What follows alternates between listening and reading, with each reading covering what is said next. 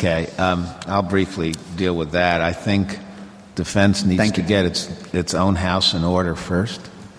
In fact, there's a lot of concern that defense has taken on too many other missions. When defense starts mixing it up with other agencies, it becomes the default mechanism for everybody. There's a serious problem here, which we see with the wars we're fighting. Our country's not really at war, and our government is not really at war. The Department of Defense and the military people are at war, and a small percentage of the State Department's at war, and a handful in Treasury and Agriculture. That's not the way it should be.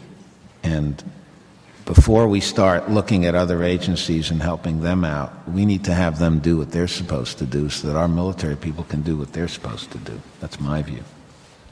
In the area of R&D, one of the tenets, and I know that Admiral Mullen subscribes to this, is you really want to spike your investment. And you want to do that where you have overwhelming advantage. But when you do that, if my fingers are the spikes, because we live in a public absence, skunk works world, your potential enemies are going to look at where you're investing, high energy weapons, submarines, wherever it might be, cyber. They will tend to invest where you're not investing.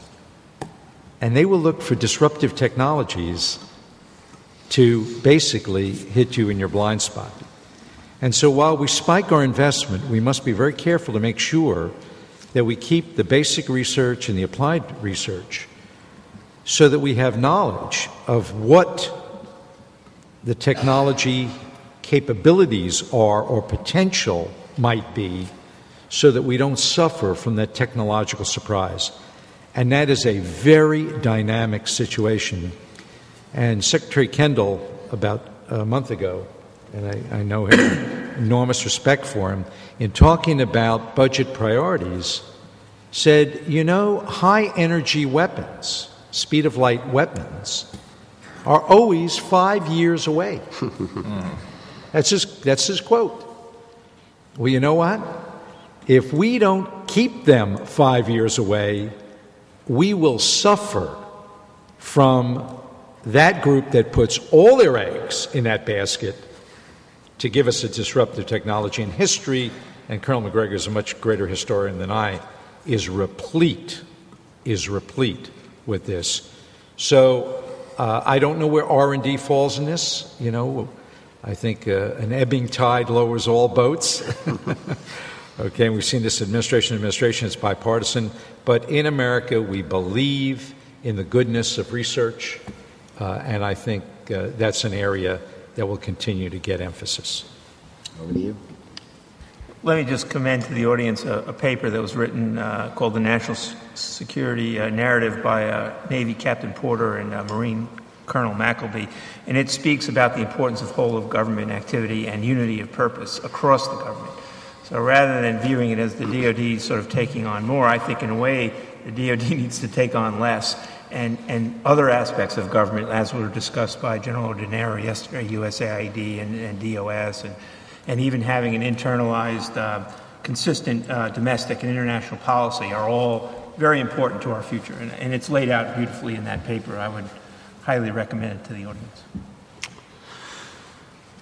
So I think it's clear that in building an investment portfolio, there's no one-size-fits-all solution. There are areas where we're going to have to focus R&D, and spikes and disruptive technology opportunities are certainly things we've got to look at closely there. We also, though, have to make sure we're not overdoing researching and developing for what?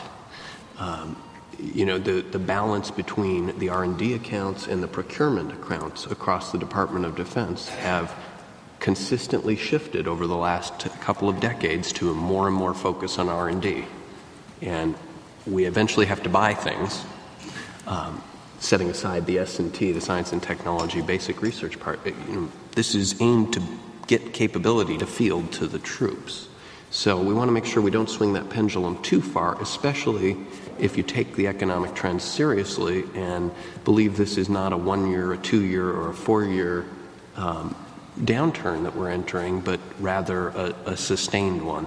The final thought I'd lay out is that if you believe that the world is going to be more competitive, more near peers, and that's obviously a debatable proposition, but if you believe that, then I think there's a strong argument for the U.S. to focus on areas where we can adopt cost imposition strategies against potential adversaries.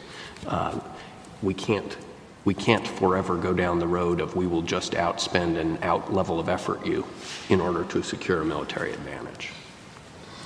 Very quickly, our top national security priority has to be the restoration of American economic prosperity, and that includes the rebuilding or creation of a new productive manufacturing base. That has to be number one. Whatever sacrifices we make should be made with that particular point in mind. Secondly, I think this is a time where we can take risk. I don't subscribe to the view that the world is full of threats. My experience in the world is limited, but I think most of it wants to do business with us, and we should want to do business with it. Secondly, we have to make the kinds of choices that my colleagues have been pointing to. We are of necessity a global aerospace and naval power. It's of necessity. It's not open for debate or discussion. We are an island. We live between two oceans, and we absolutely must dominate the aerospace environment for our own survival. We are not a global land power, nor do we need to be. That is a mistake. That must end. The imperial overstretch, which is bankrupting us or contributing to it, has got to end. It's unnecessary. The world has changed. We need to change with it. I want to thank the panel. I want to thank the Naval Institute and AFCEA. I think they've all given you something to think about, to put it mildly. Dr. Zuckheim, to this great panel, on behalf of AFCEA International and U.S. Naval Institute, we thank each and every one of you. Thank you for your leadership. Thank you for your service. The one thing we talked about was the uncertainty of budget in whatever realm it happens to be, and we also looked at Colonel McGregor's look to the future of warfare. The cognizance of each of these areas makes the imperative for us to sharpen the focus. Us to sharpen the focus means not only government, not just DoD, but across government, as Dr. Zuckheim has said, and we need to do that globally with the United States and our coalition partners, all of whom will be key players.